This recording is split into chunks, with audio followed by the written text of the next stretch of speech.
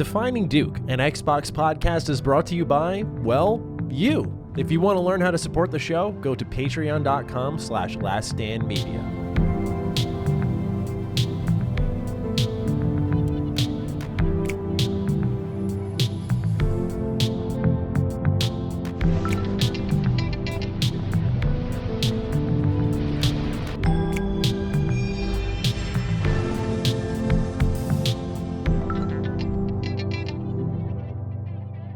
Salutations, everybody. It is Matty here today, and welcome to Defining Duke Ultimate. This is episode 20, and it's a special one indeed. I'm joined by my incidental neighbor, Chris Raygun. Chris, how are you? I'm well. I'm doing good. Mm-hmm. We finally have Halo to talk about. It's about time. It's about time. Yes. Dude. We wrote this down before we even knew what was going to be shown at E3, because we're like, we need to get Chris in. We need that healthy Halo talk.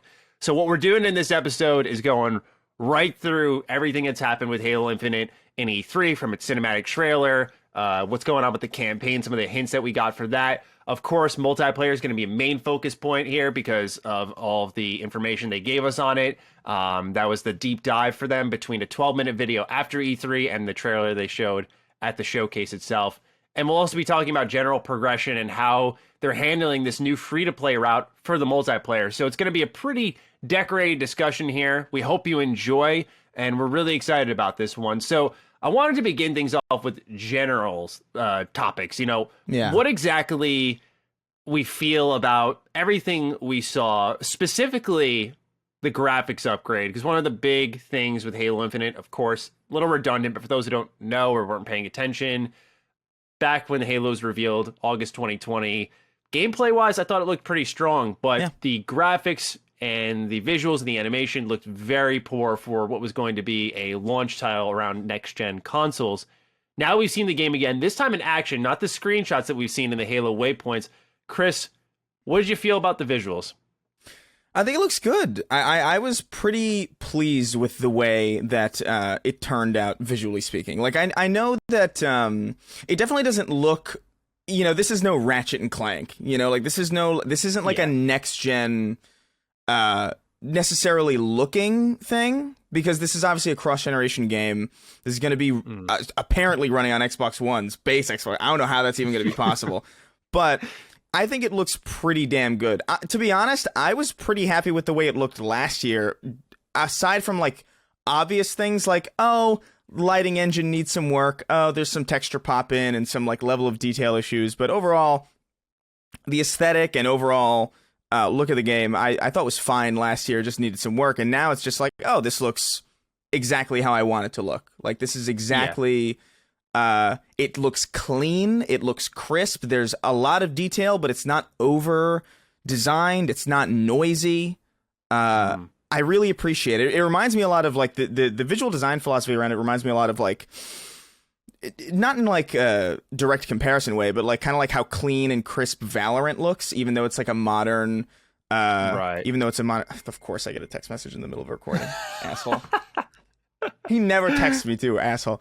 But yeah, like, I appreciate the fact that they're not trying to make something that looks like, Crysis, like, or something like, look at the particle effects and look at the fucking lighting, dude. It's just like, no, this is a Halo game that looks like Halo. It looks great. It looks like it flows great. Everything, I thought everything visually was definitely a step up, even if it wasn't like something that blew last year out of the water, I think personally they just had a little bit of work to do from last year, and that little work was done. Absolutely. And it's a good point that you made about Crytek, because I feel like with all the strong feedback last year, they could have taken that route. They could have said, hey, let's go really hard on the graphics. People were very upset with how this game looked. I'm in the same camp as you. I was one of the first people who came out and was just like, hey, I kind of like what I saw. Even visually, I didn't really care that much. Because for me, as a big Combat Evolved fan, that simple, almost diluted look reminded me of it, probably in not the best way. But I never associated Halo with a dense color palette that pops everywhere you look. Like you said, it's very clean, it's crisp, it's simple. And I feel like they got that right. So I liked what I saw visually as well. I was already saying that the screenshots, I thought the same thing on how, it didn't seem like they needed to do much more, and that extra year would give them plenty of time. But what about from a gameplay standpoint? Of course, we're going to get into the nitty gritty of campaign, but as in the terms of playability, as a longtime Halo fan, I liked what I saw. But I know you're always in there. Like I've even seen you sometimes like streaming Halo. So yeah, of course, what did you like generally with what you saw with the trailers and the extended deep dive the following day? Yeah, I think overall, I think they're going in the right direction. There are some things that I still like, very minor nitpicks. I do feel like I wish they would have just had the level of id Tech confidence that id has, where they were just like, nah, Doom is just going to be like, there's no sprinting, there's no aim down sights, it's just Doom. And it's like, I wish they would have had the confidence to do that, but at the same time, the movement mechanics seem a little bit restrained. It doesn't seem like it's all over the place. Like Halo 5 became like parkour laser tag, and it was fun, but it's not necessarily what I want out of a Halo game. And this looks a lot more in keeping with the traditional design philosophy of especially the original trilogy, especially going back to Halo 3 equipment and making sure that you have to scavenge for everything you get on the map, and everything is earned, and even the power-ups that you could equate with like some of the more enhanced mobility focused design philosophies of Halo 5, like the grapple hook, even that's something that you have to fight over and earn in combat. And I think I said this on Twitter and a lot of people were confused, but I really feel like from a gameplay perspective and just an overall game design perspective, this feels, at least from what we're seeing, this feels like the first proper follow-up to Halo 3 to me, because it's taking all of these like this sandbox-driven design philosophy and just like making the obvious next step. Because I feel like I've always had this opinion, I don't know how controversial this is, but armor abilities I just don't think worked all that well. I think they were a bit disruptive to the overall flow of Halo's combat loop. It's a little inconsistent. It's like, what do people start with? And you can't really tell from a distance like what people are working with right off the spawn. And it's just a little confusing and just too much chaos at the start. And Reach started that, and Halo 4, which should have been a sequel to Halo 3, was just a sequel to Reach. So we got more of those armor abilities. And then in 5, it was just, hey, here's armor abilities, but they're intrinsic. And it's like, oh my God, we're going down this road that's just not right. But now it's like going back to equipment and evolving that equipment in a way that makes sense. Like even just the stuff that like, hey, active camo and overshield, that's a power-up, right? It's still a power-up, but you pick it up and you can store it. And if you die with it, they can take it from you. And it's like, yes, this is exactly how things should have progressed from 3 going forward. So, and like the vehicle combat, it all looks so good. Like I couldn't be more satisfied with what I saw, even with the, the caveats to my like personal preferences. I was like, this is way in the right direction. Yeah. It makes me really happy to hear you say that, because as like a big Halo fan, just hearing your excitement makes me excited. Of course, I'm sure that's how some people feel for me with like role playing games and stuff. But for me, I could see the clear inspiration from the Halo games that clearly had the most love for multiplayer in this one. I was particularly excited because it seemed like there was a focus on, of course, they've said it over and over, sandbox elements, but really that the equipment would create central points for battle. Because that's what I always associate with Halo, right? Like I always went to the power weapons, the battle for the sniper rifle, battle for the shotgun, that type of stuff. Yeah, was those dynamic moments in the match where you wanted to get to that, like you needed that to then get to the next level. And so, kind of tying that into the equipment with the drop pods, kind of like with Halo 2, and of course with being able to stash equipment. So once you get it, it's like a true reward. It's like I can use this when I want now. I feel like it doesn't disrupt the flow of Halo, where one of the things I loved about the originals with no sprinting and stuff, there was more controlled. Like you knew it would take 5.3 seconds from this point where you spawn to this point to get the weapon. Yeah. And there is a dynamic nature to it where I feel like it's evolved in the right ways. Like normally when I first saw the grapple shot being used in multiplayer, I went, okay, Yeah. But you said, and I might have missed this, you said, is that a pickup? It is a pickup, yeah. You have to fight over. You can't spawn with it. Although I'm sure like there are custom games where you can, which by the way is awesome. Like I was gonna say that's fine. Yeah, but this is what's so good about like sandbox driven design, right? It's like you can add so much crazy shit to your game and still not destroy it. because if there's a grapple shot if there's like a grapple hook in a map, right, and it's in the game at launch, and you realize, oh, this grappling hook on this map kind of breaks the map a little bit. All right, well, now you can adjust that. You can either be like, hey, take the grapple hook out of that map and see how it plays, or make it spawn later, have it like on a different refresh timer. It's like there's infinite ways to do that. But when you have a grappling hook intrinsic to your character, that's it. That's there to stay. You can't take it out because people are going to feel like they're being robbed. And it's just this is just the way to go, I think, for this series. And it just looks so fun, dude. Like I was looking at the gameplay trailer and I was just like, it was reminding me of some of the highlight reels that I would see of Halo 3. Like, even just, there's this one part that I adored where this Spartan in, like, this beautiful-looking samurai armor throws a grenade behind an energy sword, and it blows up and launches it to him, and he catches it in midair. Just the physics-driven... There's such an emphasis on physics in this. Even the way that skewer, that harpoon gun, hits the warthog and it like follows the trajectory exactly and it like rolls off the hill, and it's like, this is right. And I'm just so happy with it. Also, I know I'm going all over the place because I can't stop talking about it. Please go on. But I was just happy to see things look like Halo again as well. Like, all those armors look perfect. None of the over design, none of the awkward bulkiness. It all looks so. It looks like it belongs there, and it was. I felt nostalgic watching this new video game. You know what I mean? It's like, how the fuck did they do that? You know, right? That's when you know they're on the right track. And I felt really good about what was shown, and what I really wanted to carry this into a little bit is Halo Waypoint. So I was revising some of what was written before our show here, because, you know, a lot of our communication with 343 has gone through here since the re-reveal, where they've talked. We want to see if they've walked that walk now. So one of the things they mentioned was healthy engagement is paramount. We're trying not to build a grind machine that burns everyone out in an attempt to get their more game time from them. They say we want to maintain a player-first focus, which is avoiding giving the player FOMO, avoiding free time being a chore, unambiguous value, either through engagement or any premium route, and we're not selling power or giving an unfair advantage in-game via any route.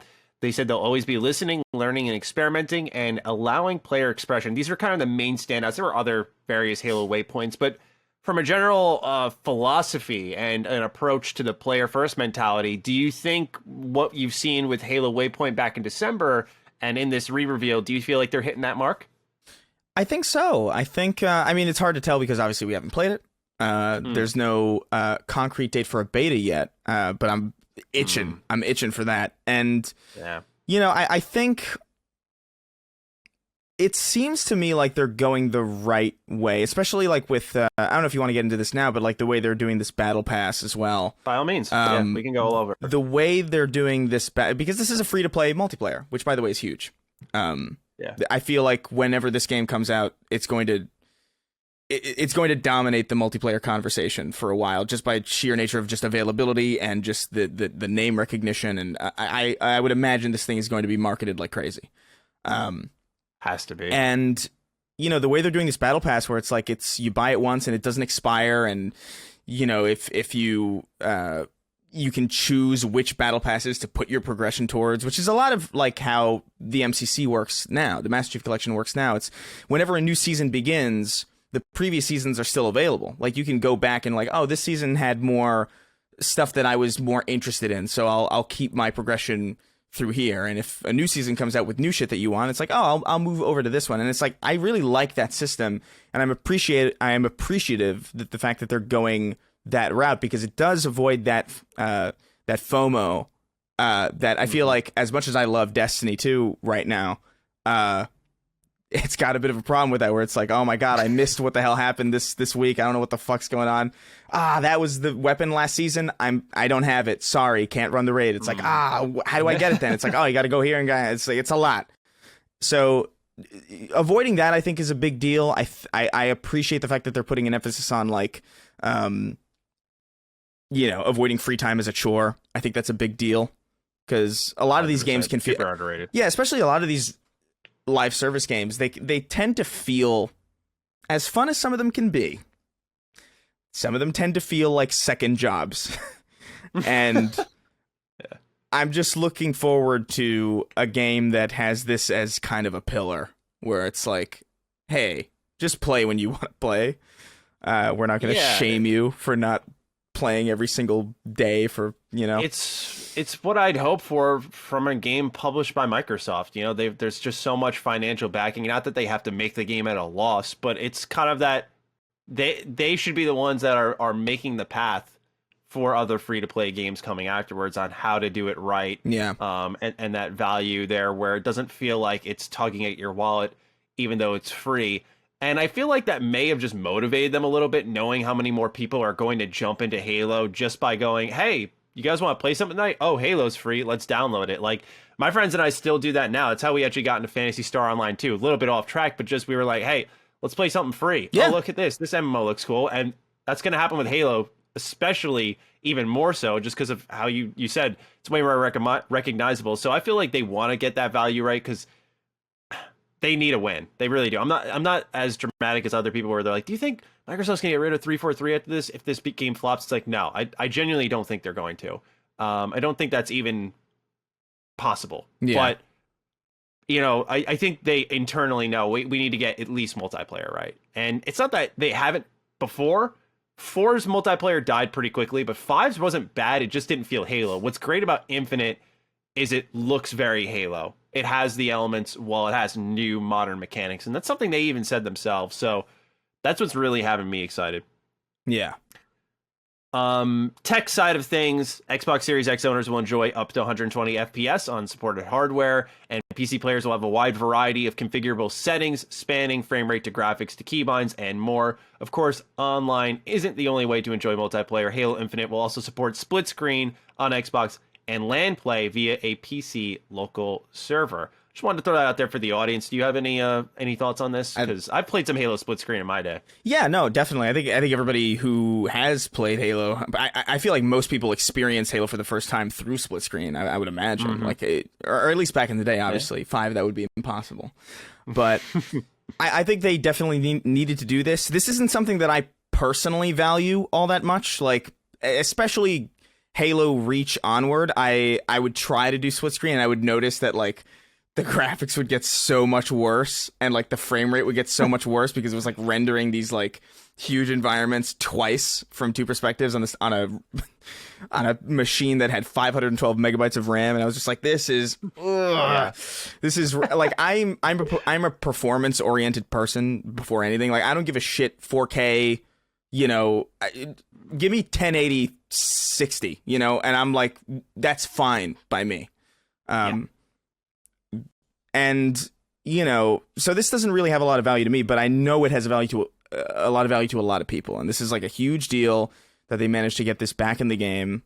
Because I know a lot of people who felt really burned by Halo 5 because it was just like, Halo's the game that you play with your friends at your apartment or at your house or on the couch. And they bought Halo 5 and it's like, oh, you can't? I know people who sold their Xboxes because Halo 5 wasn't split screen. And it's like, well, that's wild. Like, yeah, straight up. I don't blame them, but that's wild to me. Yeah, because I mean, that was the only game. That was the only game on the Xbox One. It's that and Sunset Overdrive. And if you're like me and somehow appreciated Quantum Break, that was it. But I thought I was alone on that, man. But yeah, I like Quantum Break. I like it too. Remedy's awesome. But yeah, so this is a big win. I think this is cool. I think obviously 120 frames is like a pretty big deal. That's more of a future-proof thing. I know a lot of people don't really have 120 hertz displays necessarily. It's not super common. Even getting mine was a bit of a bitch. So it's good that feature is there for, future-proofing. And the PC customization looks awesome. Like, they had a more in-depth look over on Halo Waypoint a couple months back about like some of the PC settings and like, ultra wide monitor support and all these really cool things that are like not easy to get running on, multiple SKUs of the same game. It's like, this is the first time that any Halo has been developed for PC and console at the same time. So it really is a big deal that they're getting all the PC features right, because that's only going to improve the console port. Because I would imagine the console version is also going to have stuff like, FOV sliders and stuff like that. Total Biscuit would be very happy. Yes, he would. With all this. But yeah, this is all good shit. Absolutely.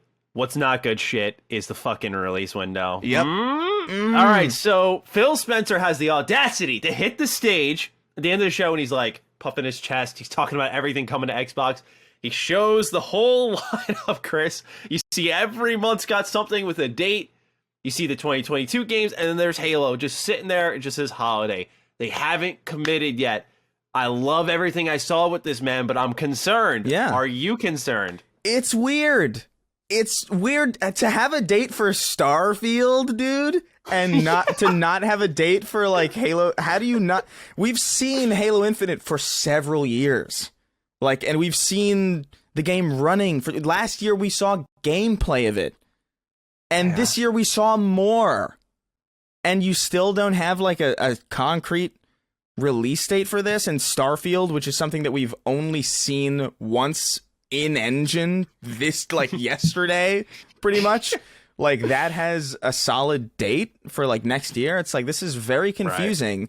And dude, I wonder if this is going to get delayed. And but then there's this thing. It's like Joe Staten, God bless him, our prophet.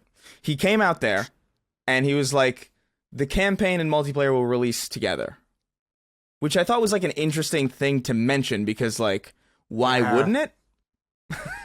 Right, and that's why Carrick and I speculate on the main show. I'm like, are they going to split it up, though? Because if the campaign's ready, you let that rock. I mean, I think it just makes sense, just hit them hard with both. Yeah. And that's what the expectation is, but you just have to consider that with them not giving a date. Yeah, it's a weird thing to... It's very weird. I found that concerning, especially because after all this time, I was hoping for something even more substantial. I was hoping for a big moment at the E3 press conference or at Microsoft's showcase where they were like, hey, here's Halo Infinite multiplayer, and guess what? The insider flighting starts tonight or something like that. Crazy shit.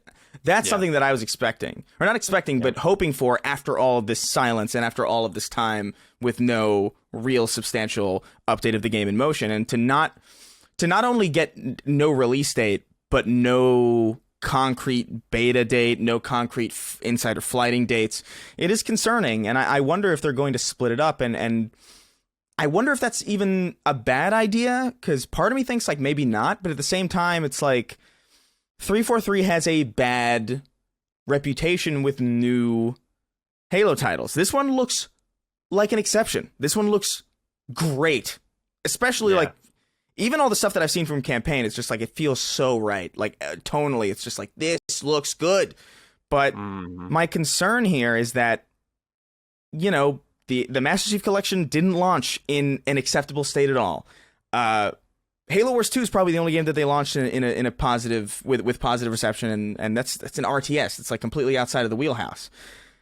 Halo 5, famous, launched without split screen, launched without Forge, launched without big team battle, and by the way, still doesn't have that in any real capacity, because they relied entirely on the community to build big team battle maps in Forge. So every big team battle map looks like Legos. It's so they have a weird history of launching Halo games in an incomplete form. And after a year of development delay time, could they get away with splitting the campaign and the multiplayer, given their pedigree with this, given their rockiness with the series so far? Even if this does turn out great, I worry that that's not a good idea, even if for any other developer that might have been fine. Yeah. I had this theory about the beta, and my thought is don't commit. Maybe because they want to do this flight testing, get people in, and if people end up having real big problems with it, you can delay it and just say, hey, it's coming out later. Maybe. And if people like it, then you don't really have to tweak much before launch, and then you can hit that holiday period. But does that impact the campaign, which we saw very little of in this time around? And you have to wonder if that's a part of the marketing campaign they'll show more when we get closer, because we kind of have an idea, like we have the Banished. We learned a little bit about this new AI. We'll get into all of that in a sec. But they're planting the seeds. It's just that with that whole delay and re-reveal, it changed the feel for Halo's momentum heading into launch, where it's like, well, are you considering what you showed in the past still like legitimate in the terms of what was there, and is that like representative of the product? That's the big question for me. Is like, is it a multiplayer doesn't seem to be the problem. They showed so much of it. Yeah. It's like, so is it the campaign that they're having trouble with, and do you split that off? Because I think if you do multiplayer first and the campaign comes afterwards, you just lose win, man. Like, I don't think as many people are going to sit down for the campaign. I may be wrong by that. I know as an Xbox show, people listening to this will make time to sit down and play it. I'm talking generally speaking. You kind of want to capitalize on the surge of hype, where I think if anything, you want the campaign to come first, because the multiplayer will find its legs. It's free. You can hop right in. I totally agree. I think and even just like, I know this is a little bit off topic, but like I wonder how they're going to even, because this is a free-to-play multiplayer, right? This is a free-to-play multiplayer suite. It's going to be available to everybody across platforms on Xbox One, Xbox Series X, and PC. What constitutes the multiplayer? Like, is Forge going to be free-to-play? I've wondered if that as well. Firefight is in there, if it is, like, we have no idea. Probably not if they haven't mentioned it. How's that going to work? Are they going to charge $60 for the campaign? If so, how big is this campaign? Is that okay? Is that justifiable? I don't know, man. This is a really complicated situation that we're dealing with, especially with the lack of release date. I'm a little concerned. Not necessarily at the quality, because it looks great. I'm just I wonder. My concern is, like, is it coming out this year? You know, that's that, because I've been waiting for, if it goes to 2022, that's 7 years, dude. That's 7 fucking years, which is fair enough, a magic Halo number, but like, come on, dude. Yeah, this is getting ridiculous. And also, you know, November 15th is going to be the 20th anniversary of this series. Yeah, and they want to push it out. Yeah, and I'm pretty sure there's going to be like, I'm pretty sure something is coming out November 9th. I think it's Forza. I might be wrong. Yeah, that's the other thing that caught my eye, was you had Age of Empires in October, and you had Forza in the early parts of November, and I'm like, that's kind of where I thought Halo would have been. Yeah, in that early November slot. Not that they can't have 2 launches in November. I've said this before, like, Xbox has had so few games that people will eat up having 2 games in the same month. Yeah. But when they hit everything month for month, and then Halo's just floating there in the holiday period, I'm like, okay, so they sort of have this fallback plan where if Halo got delayed, then you can look and say, well, look at all this other stuff we've got. All right, it's fine. Yeah. But they're not going to put Halo out in December, you know what I mean? So it's like... No, right? So it must be, if this game comes out, I am betting November 15th, if that's the case. Because they're not going to put it out on the 9th, because that would be weird, and it'd be like a little cannibalistic. Even though I don't know if Forza and Halo have all that much of a... Cannibalizes the Xbox fans. Yeah, I don't know... Like, I don't really play the Forza game, so it's like it wouldn't really it wouldn't sway my dollar in any way. But you know, I'm sure there's a lot of people who eat both of those games up. So like, I don't know. Anybody who's saying that this is not concerning is a little bit, just a little bit naive. I think it's very bizarre that they didn't even just say November. You know, like, I don't need a date, but like, give me something. Yeah, I'm in the same ballpark, man. With that, that's really the only concern for me, purely, and it's really what's held me back from going like, hey, let's make a video, like, let's sit down, let's talk Halo, because like, I just can't full commit until I'm like, hey, it's coming. We know when it's coming. But they did show us a little bit about the story for Halo. Let's talk a little bit about that cinematic trailer. 0 campaign gameplay, but they had what I would define a more humanizing character trailer where you see the way Chief treats the Marines' bodies as he's kind of sifting through space, moving the debris to the side. You wrote here it evokes the Halo 4 announcement trailer, so if you want to go into that a little bit. Yeah, no, I mean, I can't be the only one who thought this, but like he's, you know, Chief is like floating through space. He's jumping off this debris. He's like, he picks up a fusion coil, he throws it and shoots it with the last bullet in his mag. It's exactly, or I think it was meant to in some way harken back to this 2011 Halo 4 announcement trailer where Chief wakes up and he's like floating through zero gravity space. He uses that weird like pistol detonator thing to blow the hole out, and then he grabs onto the thing and like he, you know, Requiem is there. I have a lot of problems with that game, but like that was like a fun moment in Halo history. That was a great trailer, and I thought about that a lot, but also I love how much they're able to say about a character without seeing their face. Like, it reminds me of the way Doom 2016 handled the fact that Doomslayer didn't talk, and the way that he would just like, hey, be careful with this, it's very delicate and you can't, and he just smashes it, he doesn't give a shit, he like throws shit to the side. It's like there's a personality to that without saying anything, and I got a lot of that from this trailer where he's floating through space, he's very calm, like he knows what he has to do, he's confident, and he's like throwing the jackals and the grunts to the side, and then he gets to the Marine and it's like very respectful. And it's just, dude, it felt like Bungie Halo games. It really, like, it was so. It really did. I am so impressed and excited for this campaign because literally everything I've seen from it, every cutscene that they've showed, every moment of dialogue has just been so evocative of classic.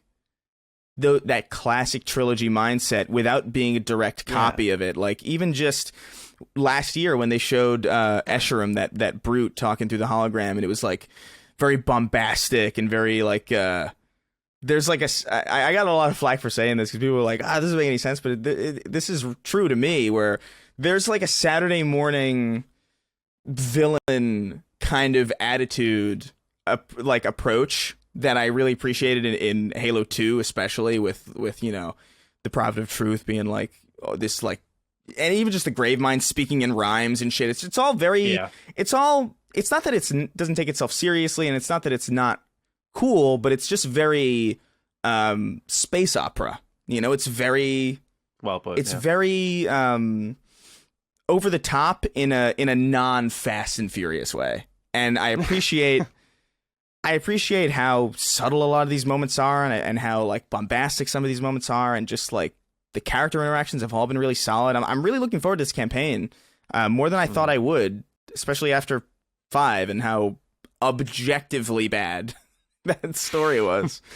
I agree. I sadly agree. The one thing that stuck out to me was, I wish I remembered the exact line that Chief said when he was like told he has one bullet, and I think he said like, I've got it handled, or he said something like very confident. Yeah, that I he was said like, that's such a Bungie line. Yeah, it's like, it's enough.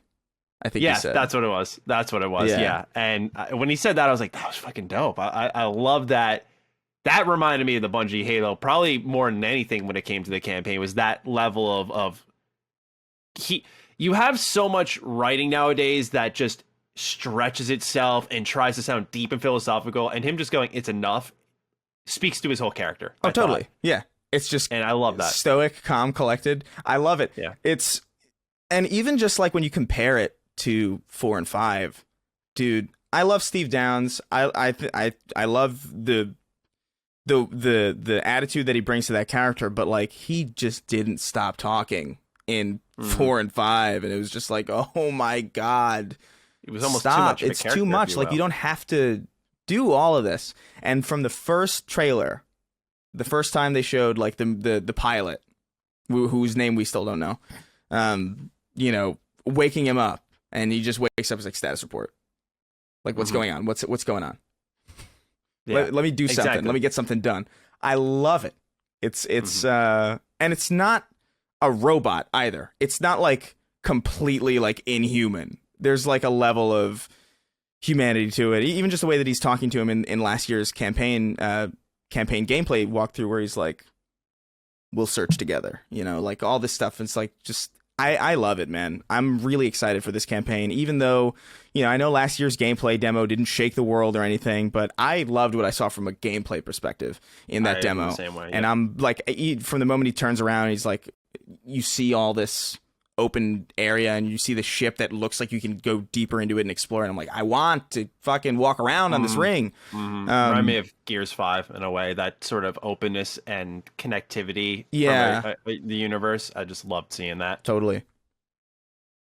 The big takeaway, I would say, from this trailer was this new mysterious AI called the Weapon. Now, I want to throw this out there again, that there was a book that the Weapon was introduced in the Halo series recently. So I think it was called, I'll search it up when I set you up just so I can get the exact name. But I want to say it was like Realm of Shadows or something like that. Something like that, yeah. I'll get the official name in a sec. Joe Staten wrote on the Xbox Wire the following: we're continuing the story Master Chief and Cortana from Halo 5, but also telling a story that's welcoming for new players. Cortanas Fate is one of the Infinite campaign's big mysteries, and early in the story, you will meet a new UNSC AI, the Weapon, that was created to help stop Cortana. Together with the pilot, the Master Chief, and the Weapon begin an epic adventure to explore the Zeta Halo ring, defeat the banished forces who control the ring, and unravel even more in mysteries along the way. What was most interesting, first and foremost, was this AI sounded like Cortana. And more than anything, she says the rogue AI known as Cortana is gone. She's been deleted, yet Chief and this AI do not know how. And then the real setup was that Chief was to enter this installation, the Weapon, yeah. The Weapon was to enter this installation, imitate Cortana, and lock her down for retrieval, while Chief was supposed to transport Cortana back to the USS Infinity for deletion. The AI reveals that she was also supposed to be deleted upon successful deployment, but that hasn't happened either. So you have this AI amidst all this destruction. Chief doesn't know what happened. She doesn't know what happened. And so what do you think is happening here, personally? I think what's exciting about this is I have no idea. I genuinely have no... Wow, I love that. I don't either. I don't know where this is going. There's a lot... The ring that this game is set up on, or that the ring that this game takes place on, is like a hugely important place. It is... I really can't lock down a specific possibility because there's so many different routes that it could go. I think it's interesting though that because this AI is essentially Cortana. I'm sure she's sourced from Halsey in the same way. I'm sure that that's not only like a nostalgia play, but I'm sure it's also like an in-universe, just like this is going to get really deep for no good reason. But by all means, in really deep history, there's terminals in Halo 3 that you can come across and you can like read, and there's like all this like ancient lore about like, you know, Forerunners and humanity and all this shit, and it's all really cool. Right. But through those terminals, this AI is talking to you, whose name is, I think, Mendicant Bias, and he was this AI that was created to defeat the Flood, who was captured by the Flood, and then another AI named Offensive Bias was created to take him out. And Offensive was like a copy of Mendicant, but slightly different. And that seems to be like a complete mirror of what's happening now, where it's like you have Cortana, who's gone rogue, who's gone insane. And then you have this new AI that's Cortana, but also not. What's really cool, though, about like this new, like the Weapon Cortana, is that like it's amazing that she sounds like it's clearly still Jen Taylor doing the voice. It's still clearly meant to be Cortana in some way, but she also sounds completely different. Like the way that she talks and like her inflections are different. And that's just really impressive, in my opinion, because like you can tell that it's like, oh, this isn't the same relationship, but it's good, even though it's like, it's very strange that they managed to like kind of nail this. Oh, it's the same character, but this actress, even though it's the same one, sounds somehow completely different. Reminds me of Ratchet and Clank ripped apart in a lot of ways. Like, it's immediately what I thought of. Where this isn't a spoiler for those who haven't played it, but just a lot of it is Rivet and Clank. Yeah. And it's that familiar sort of relationship, like, oh, it's just kind of like Ratchet and Clank, but there's a different angle. Yeah. Same thing kind of happening here. But I felt. Yeah, no, totally. But like, as far as like what is going on in the narrative, I really don't know. Like, there's the Banished are still in play. Like, we don't know what the hell's up with Atriox from Halo Wars. We don't know if he's dead or if he's alive. We don't know where Locke is. There's a brute with Locke's helmet on his shoulder, and it's like, what the hell does that mean? There's so much meat on this story that I'm so excited because I really don't know. With its evolving nature, do you think they're going to tell and answer all those questions right away? Because they've made it very clear they want to keep this going for a while, and I'm like, I just hope it ends at a point of satisfaction. I hope that the biggest questions are answered by the end, and I hope that there is some... We don't want a vanilla Destiny situation where, Destiny 2 right now is awesome, and there's a lot of awesome narrative stuff going on, but it took us 7 years to get here. And you don't want to be like, oh, Halo Infinite finally makes sense in 2027. Like, that's not ideal. Yeah. Halo is a very important single player game as well. And, people care about this story a lot. And that's why people were so disappointed with 5. 5 has a great multiplayer experience, but it was panned not because of the multiplayer. Everybody who panned Halo 5 specifically mentioned, wow, this story was terrible. That is the specific thing that everybody mentions. And you're probably not going to see that with Call of Duty if they have a shitty campaign. People are going to be talking about the multiplayer because that's what that franchise is. People don't give a shit, really, about Battlefield's campaigns. Sometimes they're fun distractions. But this is one of the few first-person shooters left with a very strong emphasis on single-player narrative. And I really hope that there is a cohesive end that they have for this first chapter or whatever the hell they're calling it. Yeah, call me crazy, but I thought one of the best clarifications they made was like, we are continuing Halo 5's story. I kind of was... You could tell, for those who haven't played Halo Wars 2, you knew that was playing a factor there just because of the Banished. But beyond that, I remember looking it up, and some people were like, is this even going to be... Because of its naming structure and how they were approaching it, it wasn't like necessarily a soft reboot, but like, how accessible is this as a new entry? So for me, them directly just telling me like, yeah, we're going to continue from where 5 left off, I think is important, because I remember distinctly when 5 ended, without spoiling anything for those who are maybe playing it through now or plan on playing through the whole series in preparation. I just remember when it ended, I was like, oh, now things are getting interesting, and it ends.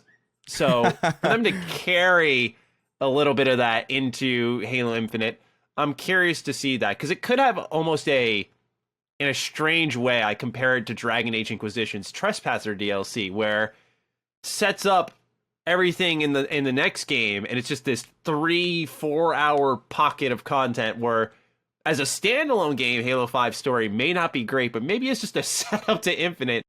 We might be a smidge more okay with things going in. Maybe. That drunk bar fight still rubs me the wrong way. There's a lot of stupid stuff in there. Do not get me wrong. No, I know what you mean. Defensive, but I know what you mean, though. By the end of it does kind of start to get rolling, and then it just ends out of nowhere. And they end it in such a dumb place. But I think I'm glad that they're not throwing it away. Like, as much as I don't, it's always frustrating when a story like does something that you don't want. But ultimately, you don't want to just forget it. You want to hopefully get it to a place where you can build off of that and maybe retroactively make that something that is like worth Jedi. That is worth the suffering, I guess.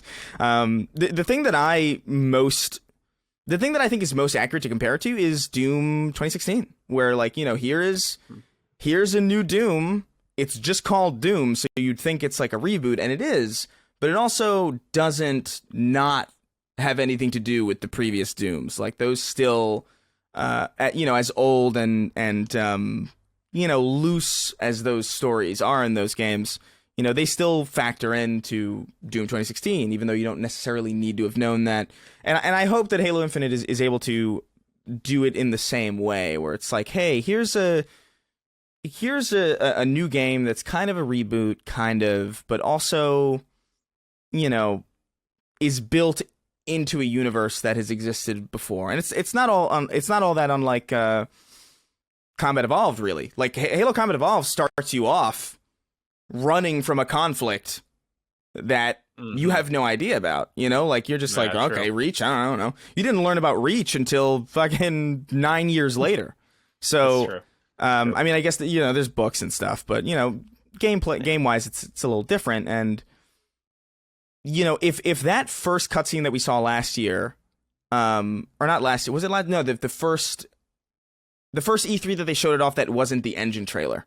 Right. When the pilot finds Chief in the, if that really is the opening cinematic, like they've stated, that's a really fun, good way to open it, because it feels like a fresh jumping in point. It feels like you're kind of discovering things and you're kind of learning things as time goes on. It's like, this is good. I enjoy this. Combat Evolved, which makes me a happy man. Yeah.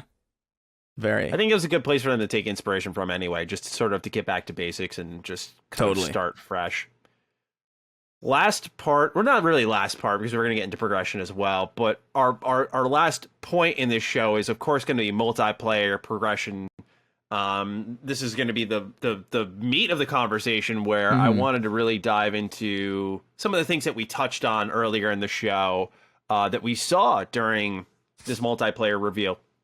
The first would be the Halo 3 inspired equipment system. They showed off some new bits of equipment, like the threat sensor. They say it's an area of effect support device that periodically pulses and eliminates enemy players within its radius, while the aptly named repulsor can be used to deflect projectiles and anything else that gets in the way, and can repulse the player off a surface a la a grenade jump, which was a great addition by you, because I was not aware of that. Yeah. And then you can store some of these power-ups, like active camouflage and overshield for later use, essentially evolving power-ups into equipment.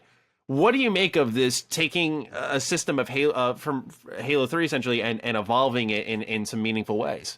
Yeah, well, we touched a little bit about it earlier, but like specifically I wanted to get into these.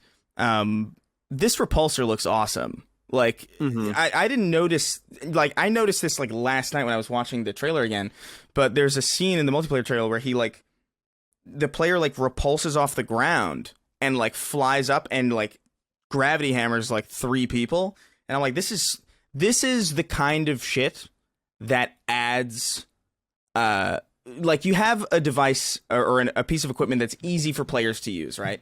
This is like something that's probably not going to be super complicated for your average everyday player to use, but there's creative ways that people who might think more at a more creative level about the game can use it in ways that like other players might not think about, and that is awesome.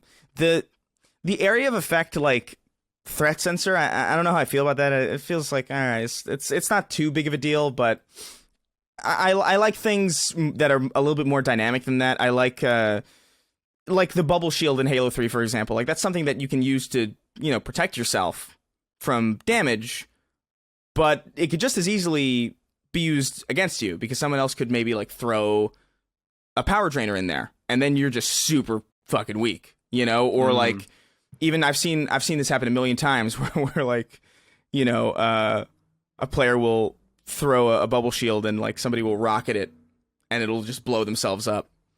Like, there's ways that a lot of equipment can be used not only for your benefit, even if you use it, but against you. And this is one of those where I'm not sure it's as dynamic, unless it reveals everybody, which would be interesting. But overall, I think they're going the right route with equipment. I hope there's more than just the grapple shot, that drop wall, this threat detector thing, and the repulsor. As cool as these 4 are, and I know they said that they're going to be adding more as the seasons progress and as the months go on, they'll be adding more bits of equipment, which that is the most exciting thing to me. Oh, because I was going to say, does that worry you? Just because can that destabilize things? Okay. Well, I mean, this thing, it's like, because these are on-map pickups, and because you could just remove these in Forge, and they don't require like big map redesigns or anything like that. It's just, it really just, what excites me most about that is it really extends the life of custom games beyond what was already like something that was basically infinite. Like there are people still playing Halo 3 and Halo Reach customs to this day, like 10, 13 years after launch on PC now that that's found a new audience there. So the thought of like imagine if new equipment kept being added to Halo 3 for this entire time. You know, like how many new types of game modes would you have seen in the custom sphere alone from that? And how many of those would have made it into matchmaking because they were interesting? Or, you know, that is super, super exciting, especially because like these are not intrinsic abilities. So they could go fucking crazy with it because they're not going to destroy. True. They're not going to destroy. Kind of plug and play at the end of the day, right? Yeah, like, totally. And if it fits. If it doesn't, you just pull it out, put it somewhere else. Yeah, because that's the thing. It's like you can add all the equipment you want to a Halo map, but if it's a well-designed Halo map, it'll play great without them. You know, everything should be an additive supplement to the multiplayer game, and I'm excited at the thought of just like where they could go. Like maybe, I don't know, just something like I can't remember what character from what game has this. I feel like I've seen it a lot in like other smaller games, but like maybe like a drop teleporter where you drop a node and then like you walk around and then like you're in a compromised position, then you like use it and then you're back to where you started, like the tracer shit. Except like after you use it, it's done. Yeah. Like you could do that wacky shit and it would be totally fine because it's just this additive thing that you could drop in, take out, whatever you want. And that's super fucking exciting. They're going the exact right route with abilities and movement mechanics and equipment. I think this is the perfect way to evolve Halo Sandbox in a way that doesn't compromise what makes it fun in the first place. Yeah, because what I like is that a lot of this equipment is a tool set. It's not necessarily I don't want to say it's not advantageous to have, because if you're smart enough and creative enough, you can use it in an advantageous manner. But like someone with a repulsor might just be like, oh, I can get to higher cover. But more like you touched on with the gravity hammer, it can unlock this extra level for the player where I feel like as long as they're used as tools rather than explosives, heavy damage dealers, shield draining is fine with power drain. That's fine, I think. But as long as they're tools, where even I think your teleport idea is fantastic, because it's just like, well, you've escaped combat, and if you're quick on your feet enough to, like, let's say you have a teleporter back at base and you threw this pad down, you walked into it in the middle of something getting heated. It's like that's a dynamic moment that can only occur so many times in a match, and it might, especially if it disappears. And it might break the game entirely. But that's what custom games are for, you know? Like this is the kind of thing where it's like custom games are the lifeblood of this series, I think. Like matchmaking is like totally like obviously like the bread and butter. It's the thing that everybody goes to, but like what really keeps people playing are the crazy things that people can make up in these custom more friend driven environments, and the crazier you can get with that shit, the better. Like as much as I hated armor abilities in matchmaking in you know Halo 4 and Halo Reach, you best believe like every custom game that I was playing had jetpacks with like high gravity and just like nonsense, because that shit's fun, you know. Exactly. We talked about the grapple shot a little bit, but one thing that you added here was grapple jack. Yeah, a little bit of hijacking through the grapple gun. That was fucking awesome to see. I love that because hijacking is one of the most. It is the one game, like you go through so many open world games, so many moments in video games where you can hijack anything you want. But Halo feels the best when you steal someone's vehicle, and I love that now you can just grab something in the air and just pull yourself in and be like, "Bitch, I'm getting in." I love it, man. It is fun. Like I think that's why they've been highlighting the grapple shot a lot, is because it's like it might not like it grapple. First of all, grappling hooks are awesome. They're always awesome. I love them in anything. Like Titanfall 2 is awesome. Doom Eternal, when they had the grapple shotgun, I was like, oh my god, this is so cool. You know, I think it's the most clear visual demonstration of how a sandbox game is supposed to function. Like, hey, here's this one tool. It's a hook that goes to a thing and pulls you. But, oh, you can use it to pick up weapons? Oh, you can use it to hijack vehicles? It's like, here's this one tool with so many different functionalities.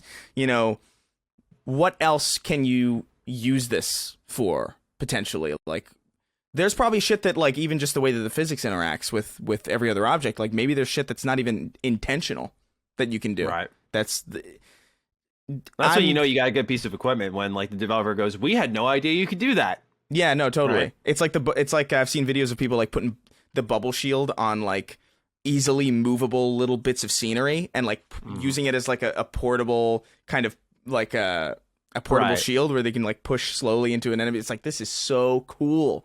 This is physics interacting with each other. I love physics-based games because that to me is like the most the closest you can get to like a simulation while also remaining kind of arcadey and fun. It's why I love shit like Half-Life and you know, any number of other like physics-oriented games. And like, this looks so fucking dynamic. Yeah. And I know I mentioned the skewer already, but just specifically, just the way that thing hits the Warthog and the way it turns in the exact right direction. It's so cool. Speaking of vehicles, Big Team Battle is back. 24 players instead of 16. Most important thing is vehicle friendly. And the reason I say that is because there was a new vehicle, forgot to write the name down here, but I believe it was called Razorback, if I recall correctly. Yeah. And it allows you to carry an extra weapon on the back there. It's a new form of the Warthog. Damage to the vehicle will affect their handling. Pelicans are going to drop off vehicles now instead of them randomly spawning out of thin air, which is such a novel concept. Like, I don't know how you feel about it, but for me, I'm like, oh, wow, you know, why hasn't this ever been a thing? It just seems more understandable. Weapons are going to drop from the sky, a la Halo 2, the weapon pods, and we're apparently getting more details on Big Team Battle later this summer. So what do you make of the return of this mode finally?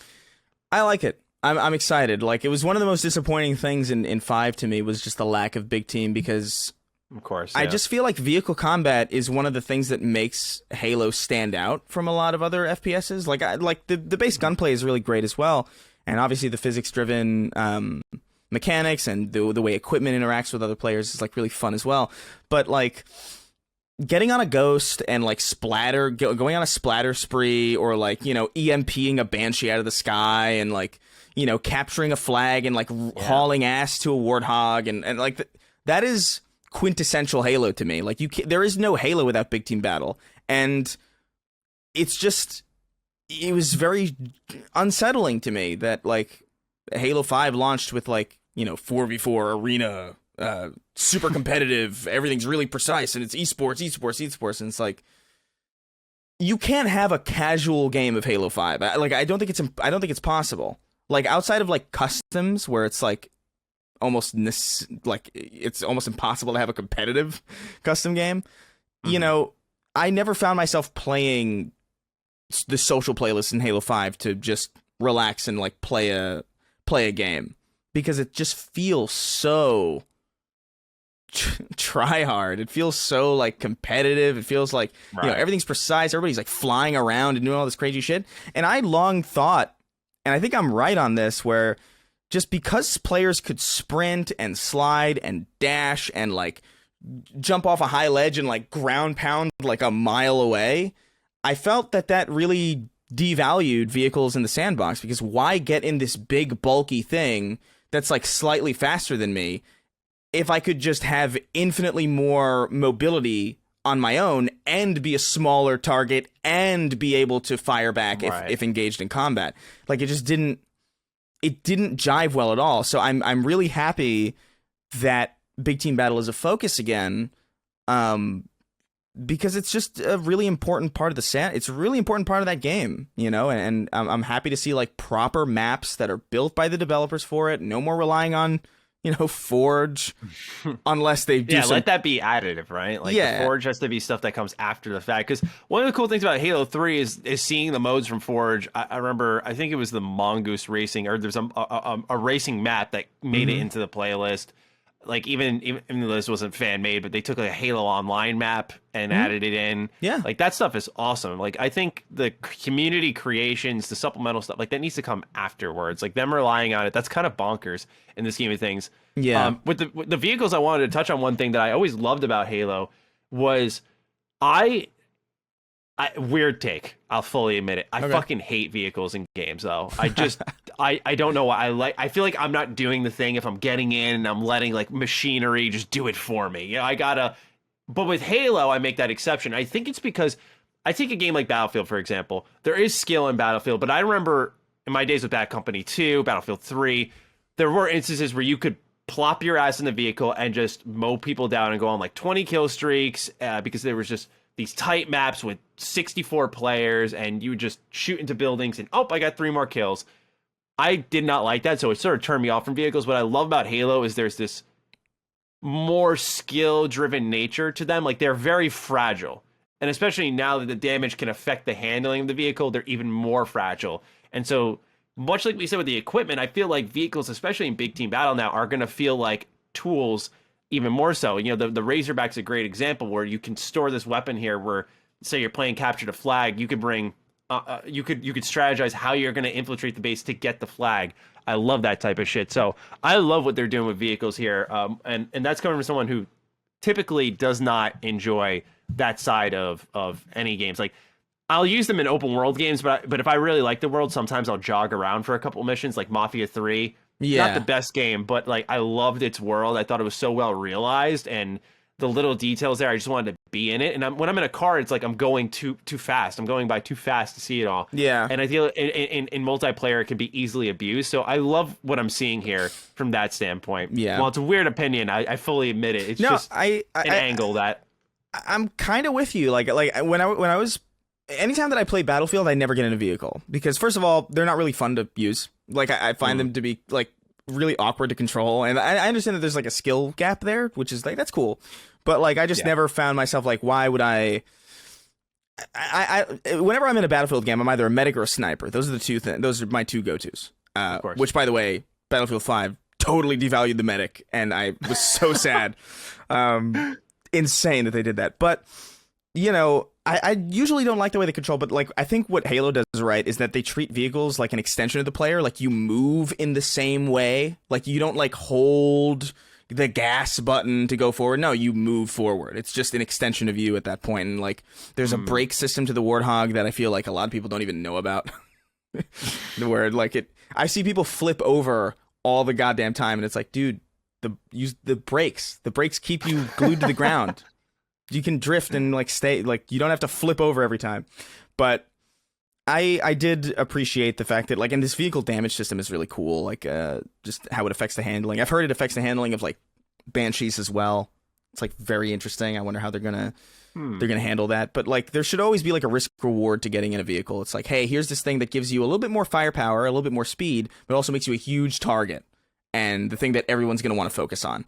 And I think Halo 3 did that very well, albeit there are some maps that didn't. Standoff, if you got a Warthog, you won in that map. But, you know, I hope they're not as fragile as Reach. Because in Halo Reach, you could just shoot a Banshee out of the sky with a fucking battle rifle. Like, not a battle rifle, but a DMR. And it was just like, you were done. So hopefully it's a little bit more worth getting in. But I love the focus on BTB. I saw a lot of people disappointed with 24 players instead of 16, which is very bizarre. Ask about that. What do you make of that player count change? Because it's a delicate topic because it can just change the dynamic of a match. Do you think it's too much? I think it really just depends on how the map's designed at the end of the day. Yeah, like I kind of think it's on the game itself to be designed with that amount of players in mind. Like I think 24 is almost too much. Like it could potentially, like I have no idea. Obviously, we haven't played it, but like. I'm fine with 16 players. Like that to me is like totally fine. Like Halo's never been this like 120 fucking players on a. It's like that's not. It's far too arena oriented to go beyond a certain threshold, and I think 24 is really cool. I think that's more than we've ever had before. I think it is just enough to be manageable. Like you want the big team, big team battle. You got Battlefield for that, and I think that's like where I would go if I wanted an experience like that anyway. I don't know if I would play like 120 Halo. Like that seems like so fucking. Imagine how many Warthogs. Jesus, you wouldn't be able to drive anything. Like there'd be like 8 Spartan lasers trained on everything. People want BR, so yeah, that's true. That'd be a lot of Battle players. Royale. Yeah, I guess so. I think. Yeah, that's interesting that they didn't do the Battle Royale thing that a lot of people kind of expected them to do. I respect it, man. Yeah, Good. I kind of do too, even though like I kind of think it would work super well. But I think it would too, but I'm almost of the mindset of like take care of your home first. Get I agree. Halo right, and then while people are like Halo's back, be like now we're doing BR. Like we're gonna start bringing the shit that's popular to Halo. Yeah, instead of Halo going to the popular stuff. I totally agree. I think, and by the way, a big team like, a battle royale is something that I think if Forge is even half as strong as it was in Halo 5, you could do that easy. Like a player could really make that point. Probably. Yeah, absolutely. Hopefully, there's more details about that soon, but. Yeah, we know it's going to be in the game, but Yeah. we just don't know to what extent or when in the case of Halo 5. Yeah. We also know theaters coming back in some capacity. We know that. Oh, okay, perfect. Yeah. I didn't know that. Next is Academy. Less to say about this, but I think really good. Battlefront 2, to me, showed that people like AI matches and training. So this is a training mode that lets you configure specific loadouts, deploy AI-controlled bots of various skill levels, and just practice. It can also be configured in custom games, and the AI will fill in roster spots for MIA Fireteam members. So this is just a cool little addition. I'm glad that they're going to this length here. I think Call of Duty has been kind of back and forth on doing bots in their lobbies, and so Yeah. I think it's good for players who are new and want to toy around multiplayer. They're even doing a tutorial mode within this, so if someone just downloads the free-to-play app and just wants to play only multiplayer, there is a specific training mode for someone diving in. Yeah. First and foremost. I think that's really cool. I think bots has always been like something that people have been asking for bots for a long time. There's a lot of reasons why I think there haven't been bots in Halo games, because everybody's like Call of Duty has them, but it's like Call of Duty doesn't have like people jumping.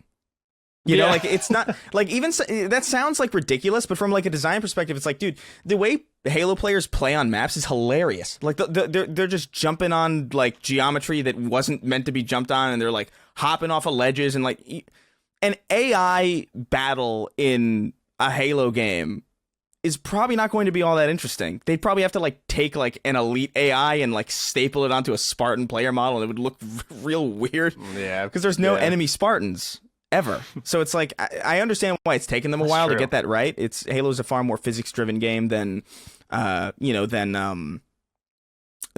of Duty is. There's obviously a complexity to that. I hope that bots can be forged. Like hopefully that is, because that would be really cool. Like even if you could have like, hey, here's a grunt in the middle of this capture the flag game for no reason. Like I would really like a little PvPvE or almost. Yeah, like almost like Warzone Firefight, except good. Yeah.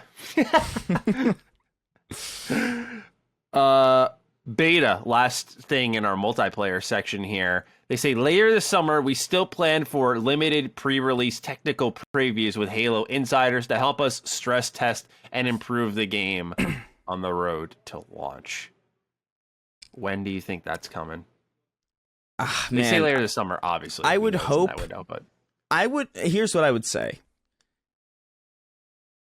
If August comes and goes and we have not played the game, it is being delayed. Yes. Yep. Or at least in some capacity, it is like maybe multiplayer will come out and maybe campaign will come out later. I don't think that's a wise decision. But if we don't play this game by August, then some facet of this game is not going to be completed launch, and we'll have to wait a little bit longer. I agree. I was really hoping that they were going to announce it. I would have hoped that by the time that we were talking, we would be able to talk about like how it plays, you know. But it's evidently that's not the case. Optimistically, July. I don't see that. I think August would be the magic time. But man. Not enough time to get the full feedback in, I think. Yeah, that's the thing. It's like what's so concerning about this. And to be fair, it looks great. So like maybe they just got it on point. But you know, like Halo 5 had a beta in December of the previous year. We played Halo 5 in December of 2014, and the game came out October 28th or 27th of 2015. So that's almost a full fucking year before the game came out. And we are in June. This game is supposedly due out, I mean, hypothetically November. If not, holiday 2021 is still... We've only got about 6 months, you know? So... Yeah. I don't know, man. It's a little concerning. I signed up for the flights, so I'll be the first person tweeting about it. I'll be streaming it whenever that happens. But if you can stream it, who knows? There might be like an NDA thing. I was gonna say I hope so, but if it's busted, then they'll be like, you know what? Don't stream it. Don't show the world. So I really hope not by now. Jesus. Yeah. Right. This game was going to launch last fall. Right. Like, how is this not in like a reasonably playable state? That's what's so confusing to me. Like, they could have such a back and forth. The thing is, like, if they couldn't put out a beta today, if that was just beyond possible, what the hell's going on? It feels like it should have been possible by now. Like, so I don't know. I had this fool's hope for a moment where I was like, all right, maybe we're going to see a beta the next day when they're like, oh, we're doing a deep dive on the multiplayer 12-minute overview. Maybe that's where they do it so it has its day. Yeah. And I'm like, Halo's big enough already. I mean, it was trending #1 on YouTube. Like, it was, it was really, like, people are excited because they know it's free. Like, they know they can just get in. And so I had this same fear with 76 of all games. And they did that, and I'm getting that feeling with Infinite is that the beta is going to be more of a marketing tool than a true testing. And I respect them trusting their ability from what I've seen and what you've seen.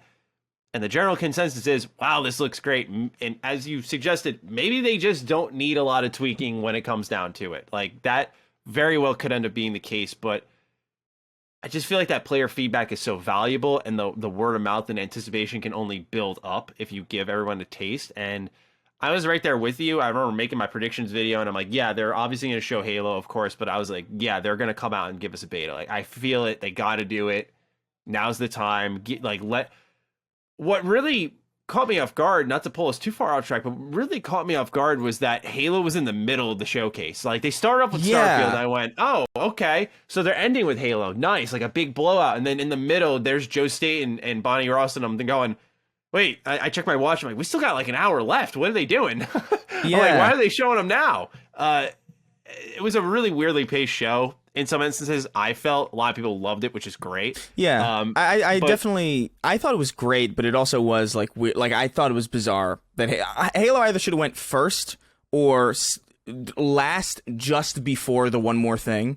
By the way, the One More Thing should have been Fable, personally. But Redfall was cool. I almost thought Redfall should have started the show off as something like, hey, here's a new thing. Yeah, we're getting a bit off topic, but no. I'm right there with you for what it's worth. I felt alone. I was very disinterested in Forza Horizon. I was like, all right, we know what it is. Like, we know what it is. This game's beautiful. Yeah, dude, what was it? Like, it wasn't 20 minutes. I'm thinking of Guardians. Yeah, like fucking 10 minutes of Forza. And I'm like, look, a lot of people care about it, and that's fair enough. And I agree. I love those games, but like, no, they're great. They don't need 10 minutes. Like, it's I didn't care. I cared during the show. I was like, all right, come on to the next thing. And admittedly, I was very like, I'm going to go to the bathroom, be right back. I come back. I'm like, holy crap, they're still going. But then it was afterwards when I found out, oh, there was more from Starfield. There was more from Halo. I'm like, weren't these kind of like the big things you show off, not Forza? But I think maybe it's just they're confident Forza is going to hit its mark. Age of Empires will hit its mark. Maybe just Halo. We've been talking about all show. There's just a chance of that delay where they didn't want to go all in with the reveal again. Maybe. And so they're like, let's just make sure we're going to get this out. Yeah. The last little caveat to multiplayer is the progression, the battle passes, if you will. They're doing ranked and social matchmaking playlists, so players will also experience limited time seasonal events with special rewards on the line. So that is going to be a thing on top of the battle passes. They say each season will feature a new assortment of customization pieces and components that can be earned via gameplay challenges, events, and purchase. Halo Infinite's Spartan customization elements are purely cosmetic and have no impact to gameplay. They also, in turn, got rid of colors, so no more like the red and blue, so that your Spartan can be fully shown off and customized and look different from all the others on the map, which I actually like this. I think because you can actually see the differences there, the coatings and everything. Letting you put on weapons, vehicles, all that stuff. Sorry, go on. Yeah, no, I like this too. Like, I think a lot of people, like, I get it. Like, there's a lot of nostalgia for red versus blue. I don't think, like, what makes Halo Halo is the color of your guy. Like, I don't think that's accurate. But I saw a lot of people being like, oh, I hope this isn't too confusing. Like, how are you going to be able to tell who's who, but it's who's on what team or whatever? But it's like, guys, like, Halo's the only FPS that's been doing red versus blue for a long time. Like, you've been able to tell in every other FPS that you're playing who's the enemy and who isn't. Even Destiny, which, like, that was the main concern that I had with Destiny as well. Like, it's like, oh, how are you going to know who's who? But it's like, oh, it's really easy because turns out people have been making FPS games for a long time, and it's very simple. I think people are a little overstating the impact that a lack of red versus blue is going to have on, like, readability and gameplay. I feel like there's a bit too many people pressing the panic button on that. I think having more personalization as far as, like, you know, having your armor coatings, which I know they got rid of, like, primary and secondary color in favor of armor coatings. I know that's, like, a controversial thing. I don't mind it either, to be honest. But I think it's cool that your customized guy will exist in team-based games now, because that was always, like, low-key a little bit frustrating for me. Like, not like, oh, I hate this, but it's just like, oh, all right. Where you would customize your guy, you'd have your primary, secondary color, tertiary color, whatever, and then you'd go into matchmaking, and then, like, you're just red and blue, and it's like, yeah, I could see, like, maybe for, like, multi-team that being a little confusing. Hopefully, ideally, there is, like, a way to maybe, like, if you want that experience, maybe you can, like, set player colors in custom, because you could do that in current Halo as well. You could just force player colors on people, especially for, like, infection game modes and stuff. You can make people, like, white like ghosts, and, like, hopefully that functionality is still in the game, but I don't think it's going to impact readability in the way that a lot of people think it is. I agree, and Halo's one of the few games where, even though it was always red versus blue, I feel like the helmet was always the most standout visual element where like in Halo 3, I remember, you know, you'd almost identify a player by their helmet and be like, oh, it's the guy with the skull or whatever, and that'd be the one who, like, the person who's killing you a lot, and you kind of keep going back after them, and you'd almost develop these in-game rivalries with them. At least that's how I was. Granted, I played a lot of Halo 3 in middle school, so totally. That may be why I was so attentive to something like that.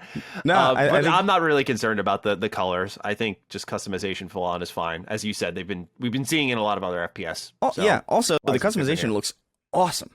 Like, there's, like, you could have, like, prosthetics. And like you can, I heard somewhere that in the deep dive they were like, you can customize your body type, and I'm like, what? That's fucking. What does that mean? That's crazy cool. Yeah, and they talked a bit about battle passes, sort of the nature of the monetization, which I think was very wise to address with its free to play nature. This was something that I was admittedly very skeptical about, saying, hey, we've seen some Game Pass games in particular, like Sea of Thieves, which I respect, Gears, Forza Horizon 4, there's a strong monetization there. Like, it is still very much a game. It is fine, but Gears in particular really struggled, and I was like, I was worried about Halo, just not based off 343, but more so what we'd seen in the past and how Game Pass makes a lot of its dough through those secondary charges, we'll say. Totally, yeah. And so they went up front and went, Battle Pass is never going to expire. We talked about that already. So once you purchase it, you got this unlimited time to unlock it. There's no loot boxes, which was the other thing, which I feel like since Overwatch, there's sort of been this pushback. I shouldn't say Overwatch. It's really been since Battlefront 2. Yeah. There's been this pushback of no more loot boxes. Fortunately, that trend is continuing here.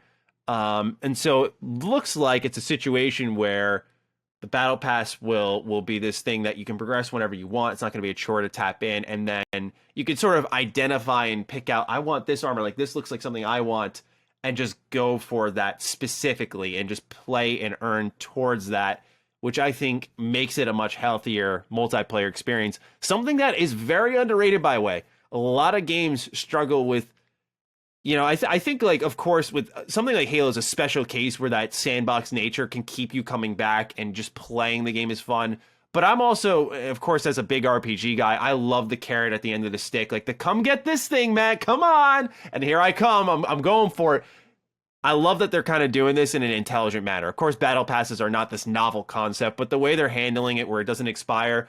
Because as a game reviewer, like, yeah, sometimes I will be playing something I'm fucking loving, but I've got to dip out. I put like 50 hours into Hitman 3, and I would put another 50 in if I could, but I had to dip out for a couple of reviews. Like, it just happens. So knowing something like Halo Infinite, I can pick back up on a personal level. It's like, yes, this is what I want, because now I know I can hop back in. It's not like I missed. It happened with Smite, one of the games I played the most. Smite's a free-to-play MOBA, focusing on just Battleground of the Gods. It's a blast, but after you miss these timed battle passes that are super grindy, even if you pay for them, it's like, man, I just, like, now I'm falling behind. Now this new thing, and I love that they're not doing that here. I really do. I can't emphasize enough how smart of a decision it is. Yeah. Like, I think anybody has a reasonable understanding of, like, yeah, this is a free-to-play game. It's got to make money somehow. I'm actually astounded at the the level of friendliness to the consumer that exists in this battle pass. Like, it's actually kind of insane, because I definitely wouldn't have expected, like, I was expecting, like, just egregious, and I was just like, hey, it's the free-to-play model, whatever. Unfortunate, but if this is what it takes to get a lot of people in, like, whatever, it's fine. Like, as long as nothing affects the gameplay, which I don't think there was ever a chance of that happening anyway, I was gonna deal with it. But the fact that it is, like, yeah, this never expiring thing, you don't feel like I gotta get in before it expires. Perfect. It's probably, like, the best implementation of a battle pass. I mean, granted, it's not launched yet, so we don't know. But at least on paper, this seems like probably, like, the best implementation of a battle pass that I've seen in any game, let alone a AAA, free to play, big budget game. Like, it's kind of cool. Yeah, I agree. I think it's exactly as you said. It's friendly. One of the cool things that they added was personalized AI.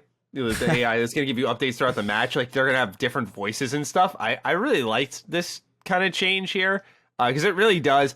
I felt like it's very cliche to say it's your own experienced player agency, but that does really personalize it in another way. It's not just visually, it's even what you're hearing, kind of like the I got to go back to Smite. They have these different audio packs that you can do for like double kill, play-by-play stuff, and it does personalize it more, where your game, even though you're playing the same, we go down these 3 lanes, we handle it for a while, and then it's mid-game and we're through the jungle. It just personalizes it in a special way that makes it feel like your own multiplayer session, which is rare because, as the name suggests, multiplayer is like anti-personal. It's just by nature not about you. Yeah. I like what they're doing here. I do too. I think this is, like, a really cool idea. Like, when I first saw it, I was like, I don't like this. There was something about it. Like, I think anytime someone's talking in multiplayer and it's not Jeff Steitzer, the multiplayer announcer, I'm a little bit bothered. This is like a holdover from Warzone, where you just heard Captain Palmer or Commander Palmer just, like, constantly in your ear all the time. It's like, enemy captured A base, and it's like, shut up. Like, let the voice of God tell me. Like, I don't want to hear this shit. And they tried to do, like, personalization voice packs in Halo 5, actually. Like, you could replace the announcer with Nathan Fillion. You could replace the announcer with, like, this grunt character that was kind of funny, who I think was Joseph Staten, actually. And there were a couple of other options, and I thought that was cool, but it's like, I don't want to replace the announcer. Yeah. Like, what? That's sacrilegious. But this new route where it's like the announcer's still present, like, he's still going to be like double kill and like all this, like, what did he say? Is like, there's a no scope medal now I thought was pretty cool. Yeah.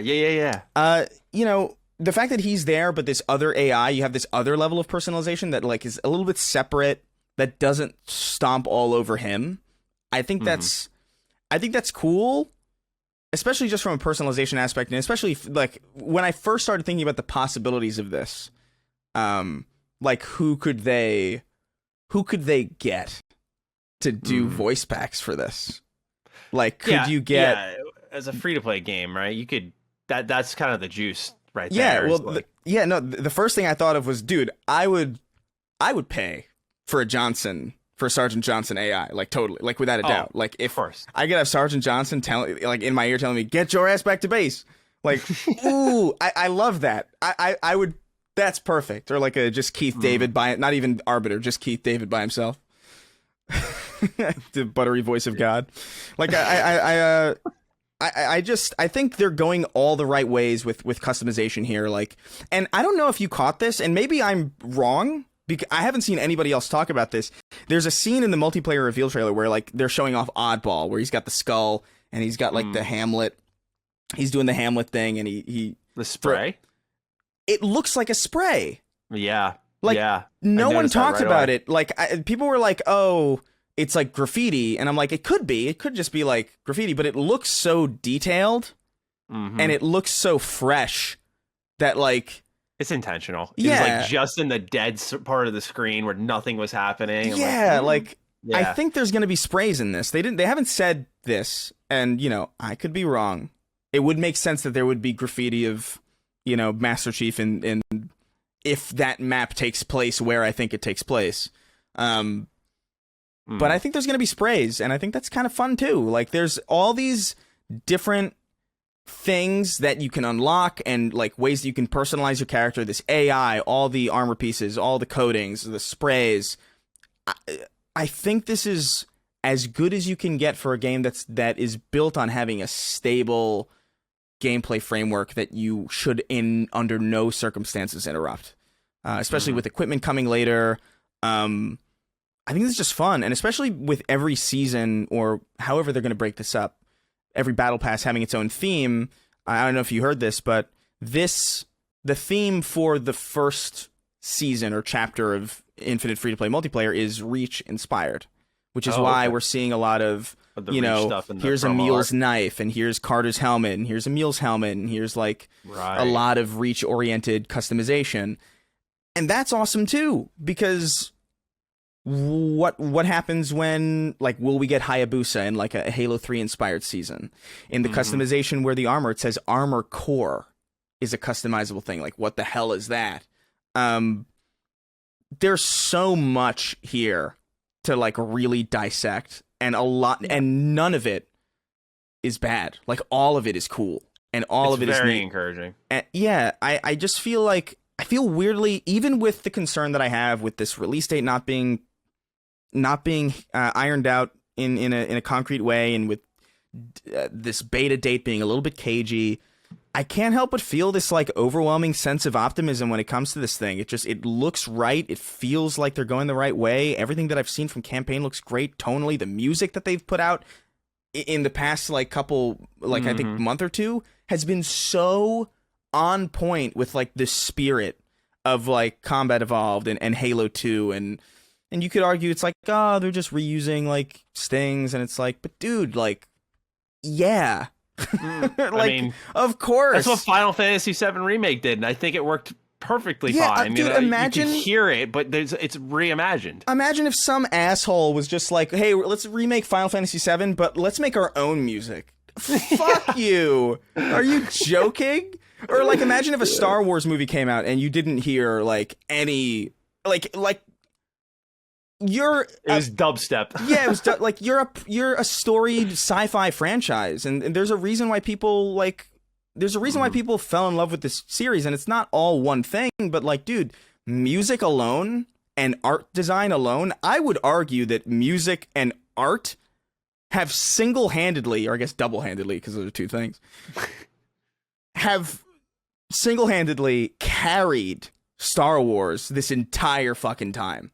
Like, the art design of that world is stellar. The sound design is just iconic. I have no nostalgia for Star Wars at all. And even like when I hear that fucking, what is it, the Twin Sons theme, like when Luke is staring, it's like, dun, dun, dun, dun, dun, dun, dun. Like that's iconic, dude, man. It makes you feel something. And I don't even care about that shit. It defines the moment. Yeah, so when you hear something that sounds like a walk through the woods, or like, when you hear something that sounds like Combat Evolved, the Walk in the Woods, or if you hear something that sounds like Peril from Halo 2, it's just like you just feel at home, even though there's all this new shit in front of you. And I think that's one of the most important things about having a storied series that people adore and love. It's like, no one's saying you can't evolve or iterate. They're doing a lot of evolution here that looks really great. But it looks and feels like what we love. And that is so important. And they're just nailing it, man. I'm just so optimistic about this. They can delay it. I would be disappointed at that, but like, I want this to be as right as possible because it looks so promising. And it looks like they're really nailing it. That's the thing. That's the main takeaway at the end of all this, is it really feels like, it feels super encouraging. Like I kind of expected to get, of course you make these notes of everything that you can predict for E3, and like Halo was immediate check off the list. Like, okay, we're going to see it. And you kind of, at least for me, I kind of just moved on. It's like, for me, I was thinking more so Starfield. What about the Outer Worlds 2? And what new IP are they going to introduce? Are they going to show off this Avalanche game? That trailer was so good. That Outer Worlds. I was cracking. Up. Dude. Best way to call out 99.9% of reveal trailers in games was just to have Obsidian come out and be like, lens flare. It's kind of funny that they had that. It's so funny too, because that's literally, that trailer is exactly like beat for beat what the Perfect Dark trailer was. Like, if you remember the Perfect Dark trailer. I thought they were making fun of it at first when I was like, wait, this looks like, no, it's okay. By the way, super curious about that. Like, yeah, absolutely, it's man. Gonna be interesting, but yeah. That's the thing. A lot of people, before I complete my thought, a lot of people think like this year's E3 was like their best, and I don't know if I could say that because I don't view it that way. I view it by announcements. I can't think of a show where I'm like, that was awesome. Like, I think of Sony's pre-PS4 show. That one was amazing. But with Xbox, it's like, I think next year, the way it's stacking up, it's like, yeah, we're going to see Starfield. Yeah, we're going to see Fable. I'd be shocked if we didn't see Avowed. It's like those three alone make a show. Yeah. And now you're saying Redfall's coming in the summer. If it's coming later in the summer, like August, okay, now we've got that in the mix. It's like, yeah, we got that. We got that Machine Games, Indiana Jones as well. Dude, that's gonna be interesting. That is Machine Games, right? Am I wrong? Mm-hmm. Yep. That's why I'm like holding myself back. I'm like, I think this show is good, but I don't think people realize. Yeah, it's good. We got a lot of names, but for what's coming, that when we see that stuff and it's far enough along where we can see gameplay, I mean, my God, man, I think 2022 is just going to be insane. It's already looking insane with Elden Ring and Starfield, and for me, like Pokemon Arceus and just Redfall and all these other amazing looking games. But more to my point, what I was saying was with Halo, it was kind of just checked off my list, and it was probably one of my favorite reveals of all of E3. You know, there was 5 games for me. I wrote them all down that I was like, yeah, like these are the ones that really were standing out to me. And Halo made that list, which I didn't expect. Battlefield as well. It was a really good showing for shooters. Like Halo and Battlefield look fucking fantastic. Yeah. And I haven't been into a shooter probably since Overwatch. Like, I'm talking deep. I've played shooters, but like staying on one, hooked on one. It's really been since Overwatch's launch year, where I played like 600, 500 hours of that. And now seeing 2 really compelling shooters coming out, I'm very excited to see what both of them do.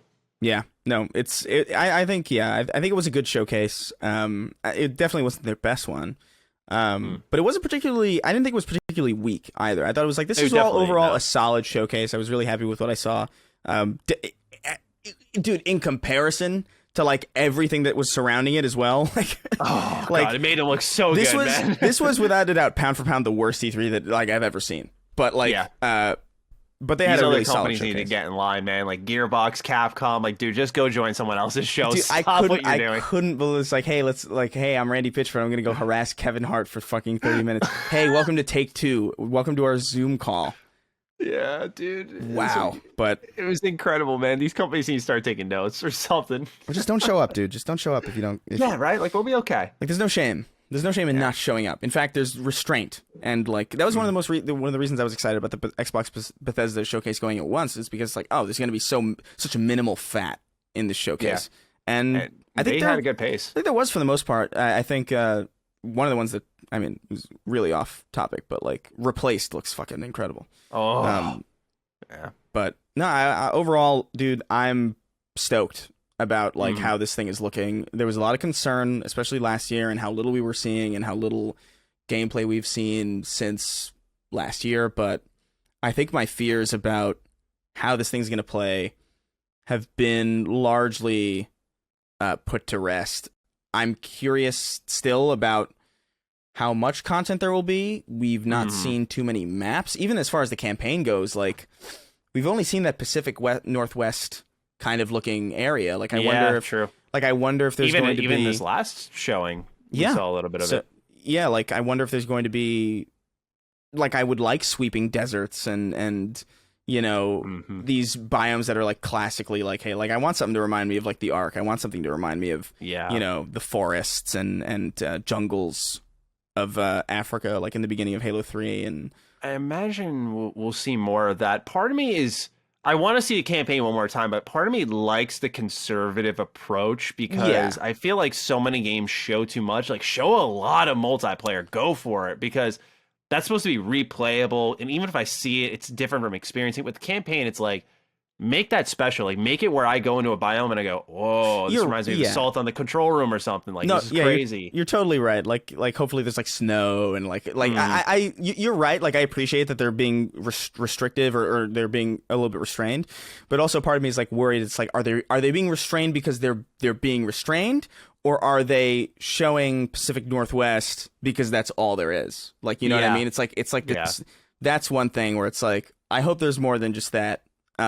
But I anticipate it to be almost chapter or acts where like there's the Pacific Northwest act and there's like a snowy kind of wasteland act, and like each of them are hubs that have side missions and collectibles and of course the main story arc. Like, that would be perfect. That would be very cool. I would very much appreciate that. But like we can't even speculate on that because it's so they've been so tight-lipped about the campaign outside of these like weirdly heavy story moments that I would have expected them not to show. Yeah. I definitely didn't expect to see like friendly Cortana in a trailer, you know? Like, that's like, interesting. I agree. But I agree. Yeah, man, super happy with how this is looking. Absolutely. That's all we've got. Are there any final thoughts that you'd like to add on to just cap off the conversation with Halo or Xbox, or shall I wrap it up? I don't know. If any 343 devs are listening, just good shit, man. You surprised me. Like, I'm satisfied. One thing, though. I got two small nitpicks. Not a big deal. The Wraith Mortar looks a little bit weak, looks a little impotent, not all that imposing. And it's weird that the Gravity Hammer doesn't, like, knock everything, I don't know if you noticed this. This is something that I noticed, but the Gravity Hammer just seems like a really big stick that you hit somebody with, and it, like, they just sort of fall. They don't go flying like they used to. I thought that was, like, a little weird. It's weird when everything else had strong physics. That it wasn't this exaggerated, like, boom, and they go flying. What's so weird about it is that even when they showed the oddball, like when he does the Hamlet thing, and like it does that cut to him like meleeing the Spartan like across the room into a fruit stand, which, by the way, awesome. Love awesome. It. But like, it's weird that the oddball would do that, but the Gravity Hammer doesn't. Just a little. I guess it's encouraging to show that maybe they could just have the same impact. Maybe I just transfer it over to the Gravity Hammer. Yeah, I mean, I don't know. There's a bunch of like everything that I could say negative outside of just the date being a little confusing is just like literally just like tiny nitpicks that really ultimately don't matter because it just looks fun. You guys did such a good job, and I hope that you're not crunching too hard, but I also hope you get this damn game out because you know it's been 6 years according to my veins. Yes. It's funny you mentioned that because when you started bringing up 60, I'm like, holy shit, it really has been there's just it's I can't believe it was such a different time in my life. Yeah, dude. That 6 years. That's an entire high school, like entire high school existence, and like 2 years of college. Like just like that. You are a completely different person, and so am I. Like I remember there was a point in time where I was like, Halo 5's not that bad. You know, at least Keith David's in it. I remember that was the thing. A couple of years to think on it, dude. I remember that was the thing that I thought, because I was just like, dude, at least this feels like it takes place in the same universe, and there are characters that exist that I recognize at the very least. But, dude, yeah, I mean, it's been a while, so I hope you guys nail it hit it out of the park. And I think, in some ways, I think you are. This looks so promising. Yeah, I trust because you're on the show. There, not that they don't listen if I'm here or Carrick's here, but I trust because you're here that they've listened very much. Who knows? I know that my sprinting video made the rounds at the studio, because I know a lot of developers were reaching out to me, or like there's like, I shared this around. Obviously, sprinting is still in the game, so I didn't matter all that much. But I hope at least my Sandbox conversation got them to. Dude, they focus so much on Sandbox, and I was gonna say, I feel like my view of Halo has been shaped by yours, like, because you're clearly more educated. For me, I was like, ooh, fun multiplayer, boom, boom, boom, for a while, and then I watched your video, and I like realized there's more this nuance to the Halo gameplay that I didn't quite appreciate, and then seeing that sort of be mirrored in their reveal to me was very encouraging, because I know you as a big Halo fan. Not that I'm not one, but I just didn't have as deep of a inspection of that gameplay. Yeah, it's super. Like, I wouldn't be doing what I'm doing without it. Like, you know, the people I know in my life are like purely in my life purely because of it. Like the career path that I chose, even just starting a YouTube channel, was largely inspired by all the machinima that I saw, and like, oh, you could make stuff in like a video game. That's cool, and you know, it's hugely important to me. So I care about it a lot, and it's impressive that they're able to show something that is modern and has, you know, obviously is taking cues from some modern games, but also like to show something that takes cues from modern games and still like hits me in a way that's like, that looks fucking perfect. That's not easy to do, and it should be congratulated. Yeah, and I get how you feel, because I was the same way with the Starfield reveal. It was that just, and as they talk more about it, it's that like, you love what you're hearing kind of thing. They're like, we're doing a new engine. We're going back to more hardcore role-playing mechanics. We're not doing like procedure generation. It's like, yes. Yeah. Oh my god. Like, the shit you want to hear. Can you imagine like procedural? I hate procedure. I don't hate it. It's overstating, but like, I'll take a handcrafted space over like a procedurally generated space any day of the week. Exactly.